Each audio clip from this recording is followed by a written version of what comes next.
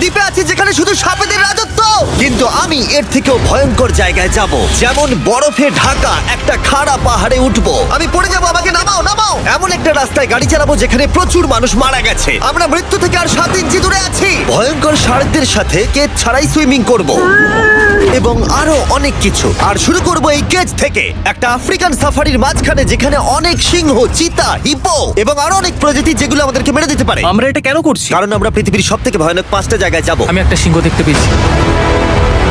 ও মাই god, এটা আমরা কেন করছি? আর যাতে সিংহরা আমাদের কাছাকাছি আসে তাই আমি অনেক মাংস এনেছি। এবং কেজের চারপাশেও ঝুলিয়ে দেব। ভাই, আমরা বেঁচে ফিরবো তো? কিন্তু আসলে যে কারণে এই জায়গাটা বেশি ভয়ঙ্কর সেটা হলো সূর্য ডুবে যাবার পরে আমরা দেখতে পাই না, কিন্তু ওরা দেখতে পায়। জিমি, ওদিকে দুটো সিংহ রয়েছে।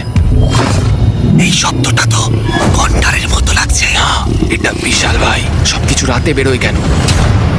ভাই, আমাদের সিংহটা পুরো ঘিরে ধরেছে। আমাদের থেকে মাত্র 20 ফুট দূরে রয়েছে ওরা। সিংহগুলো আমাদের চারপাশে ঘুরেই যাচ্ছিল। আমরা হয়তো এই ভিডিওটা করতে গিয়ে মারাই যাবো। আর এটা